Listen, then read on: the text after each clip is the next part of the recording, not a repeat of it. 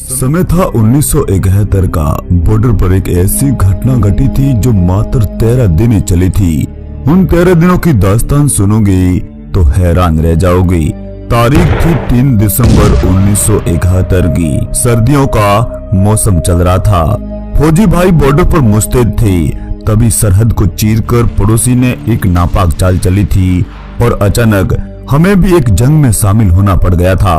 मगर जंग का अंजाम ऐसा होगा, ऐसा तो पाकिस्तान ने भी नहीं सोचा था। आखिर उन दिनों क्या हो रहा था और फिर भारत ने हारी हुई बाजी को जीत में कैसे बदला था। आप देख रहे हो यूनिक डिस्कवरी यूट्यूब चैनल और मैं हूं आपका दोस्त मास्टर महिपाल। तो चलते हैं इतिहास के पुराने पन्नों में। आज से करीब 52 साल पहले बाकी देशों की तरह भारत भी धीरे धीरे आगे बढ़ रहा था। जब 1947 का बंटवारा हुआ तब पाकिस्तान का इलाका 2 जगह पर हुआ करता था।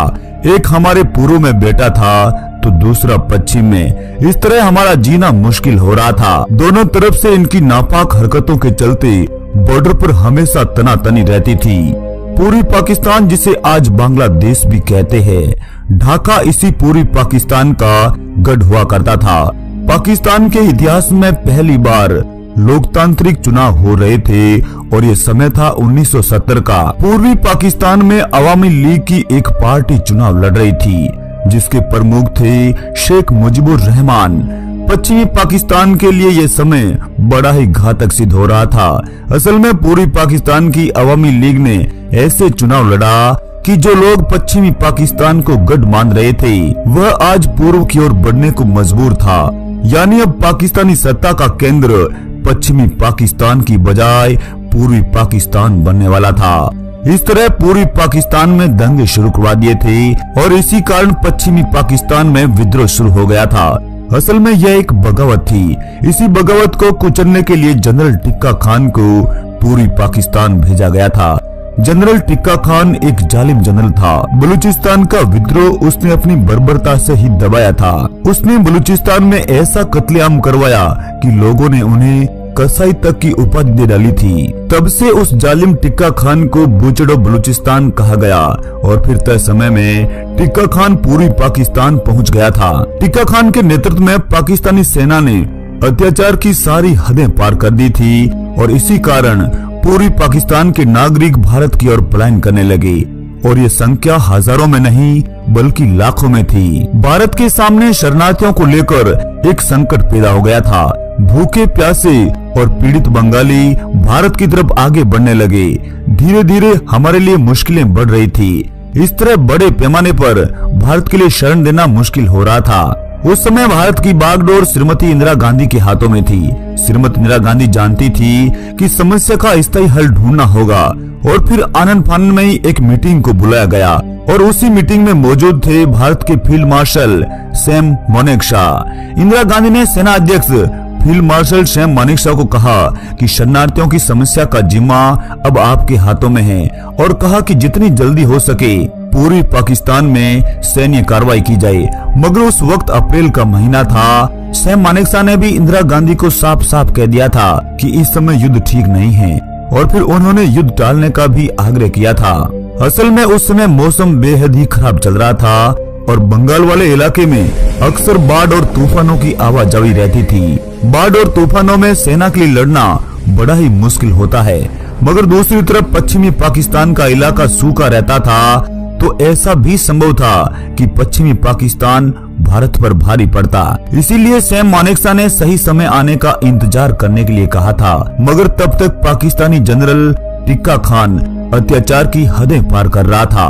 करीब 30 लाख लोगों को मौत के घाट उतार दिया था। हर तरफ हाहाकार मचा रखा था और उनमें से करीब 4 लाख माँ बहनों के साथ बलात्कार भी किया था और वह भी अपनों के सामने। यह एक ऐसा दृश्य था जो पूरी मानव जाति के लिए बर्बरता से भरा पड़ा था। मगर इस खौफनाक मंजर ने पूरी दुनिया को हिला कर रख दिया था और अब टिक्का खान को बंगाल का कसाई कहा जाने लगा।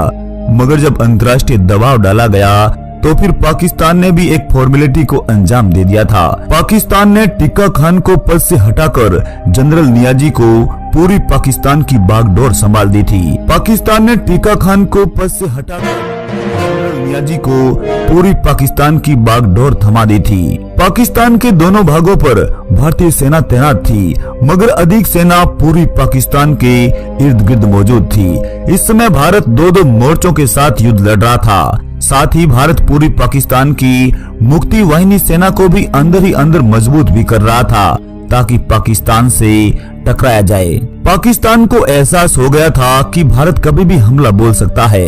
तभी पाकिस्तान को एक गुप्त खबर मिली थी कि भारत की पूरी सेना पूरी पाकिस्तान के आसपास तैनात है और पश्चिमी सरहदें खाली पड़ी है, और पाकिस्तान ने इसका फायदा उठाने की पूरी कोशिश भी की थी। पाकिस्तानी सेना रात के अंधेरे में निकल पड़ी थी। तारीख थी 3 दिसंबर 1971 की। पाकिस्तानी सेना राजस्थान के जैसलमेर के धुरों में एंट्री करती है, और ये जगह थी लोंगेवाला। जब देर रात भारतीय जवानों की एक पेट्रोलिंग पार्टी वहां से गुजर रही थी, तो उन्हें पाकिस्तान की तरफ से कुछ आवाजें आती हुई सुनाई दी, और कुछ ही देर में ये साफ हो गया था कि ये आवाजें पाकिस्तानी टैंकों की है, जो कि लोंगेवाला पोस्ट की तरफ आगे बढ़ रहे थे।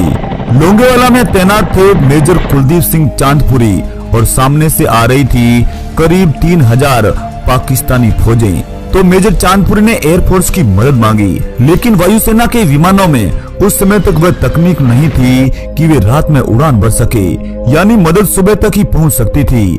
अब मेजर चांदपुरी ने ठान लिया था कि किसी भी तरह से इन पाकिस्तानियों को सुबह तक रोकना होगा, और यहीं पर मेजर ने एक योजना को अंजाम दिया था।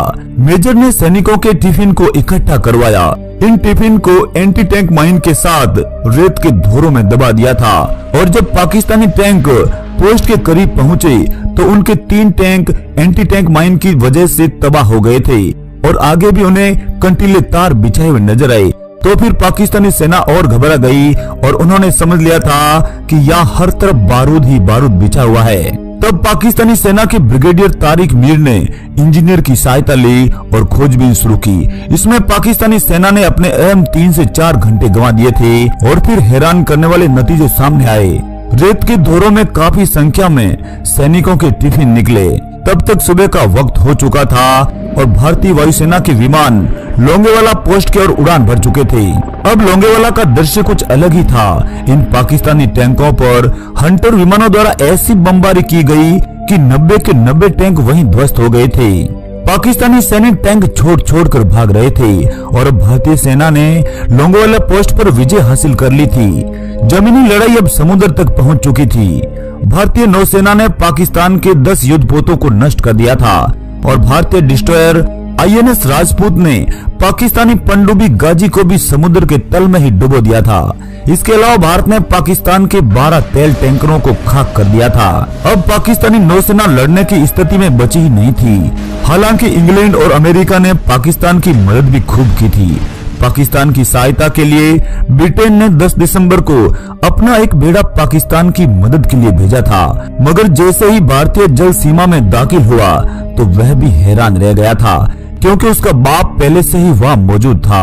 असल में उस समय तक ब्रिटिश नेवी दुनिया की सबसे तेज मानी जाती थी, मगर भारत के दोस्त रूस ने अपना बेड़ा भेजकर दुश्मनों को चकनाचूर कर दिया था। रूस को वहाँ मौजूद देखकर ब्रिटिश नेवी को मजबूरन भागना पड़ा था। तब तक पाकिस्तान की मदद के लिए अमेरिका ने भी अपना सबसे खतरनाक बेड़ा भारत की ओर रवाना कर दिया था।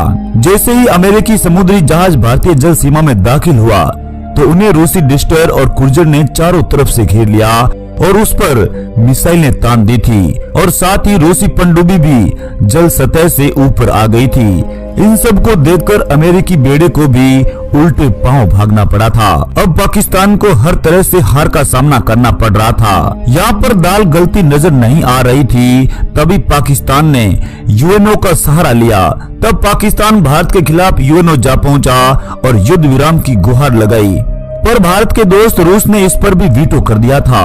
अब भारत का अगला टारगेट था ढाका पर विजय करना, लेकिन पाकिस्तानी सेना ने नियाजी के नेतृत्व में ढाका की किलेबंदी शुरू कर दी थी। साथ ही ढाका की तरफ जाने वाले सारे रास्ते बंद कर दिए थे, ब्रिज और हाईवे को तबाह कर दिया था। अब पाकिस्तानी सेना अपनी पूरी ताकत ढाका की रक्षा के लिए लगा रही थी। भारतीय सैनिक तेजी के साथ ढाका की ओर बढ़ रहे थे। सभी पुलों को बर्बाद कर दिया था। मजबूरन भारत को अपने सैनिकों को विमानों के जरिए ढाका में उतारना पड़ा था। फिर भारतीय विमानों ने ढाका पर इतनी बमबारी की कि पाकिस्तानी झुकने को मजबूर हो गए थे। ढाका गवर्नर हाउस पर भी उस वक्त बम गिरे थे जब गवर्नर हाउस में पाकिस्तान के बड़े अधिकारियों की एक अहम मीटिंग चल रही थी। इससे घबराकर पाकिस्तानी गवर्नर ने इस्तीफा तक दे दिया था। अब ढाका को भारतीय सेना ने चारों तरफ से घेर लिया था और इससे नियाजी भी घबरा गए थे। अब उनके पास भारतीय सेना को रोकने का कोई रास्ता भी नहीं बचा था। अमेरिका, ब्रिटेन और चीन भी चुप बैठे थे और पाकिस्तानी सेना को महज 13 दिनों के अंदर ही भारत के सामने घुटने टेकने पड़े थे। पाकिस्तानी सेना ने सरेंडर कर दिया था। करीब 93,000 पाकिस्तानी सैनिकों ने हथियार डाल दिए थे और जनरल नियाजी ने अपनी पिस्तौल हिंदुस्तान के कदमों में रख दी थी। यह दुनिया का अब तक का सबसे बड़ा आत्मसमर्पण था, जो कि Guinness book of world record में भी दर्ज है। हालांकि पाकिस्तान को अमेरिका, ब्रिटेन, चीन, श्रीलंका से मदद तो खूब मिली थी, लेकिन भारतीय सेना के सामने टिक नहीं पाया था। इस युद्ध में पाकिस्तान ने अपनी आधी जमीन गंवा दी थी। पाकिस्तान की अर्थव्यवस्था तहस नहस हो गई थी। आधी जल सेना, चौथाई वायुसेना और 1/3 सेना को इस युद्ध में गंवा दिया था। वह हिंदुस्तान ही था जिसने ढाका विजय के बाद अपना तिरंगा फहराए बिना बांग्लादेश को एक नया राष्ट्र घोषित कर दिया था। दोस्तों, भारतीय सेना के लिए एक लाइक तो बनता ही है। दोस्तों, इस वीडियो को इतना शेयर करो कि हर हिंदुस्तानी को पता चले कि कितनी ताकतवर है हमारी भारतीय सेना। दोस्तों, अपना चैनल सब्सक्राइब करना ना भूलें। जय हिंद, वंदे मातरम।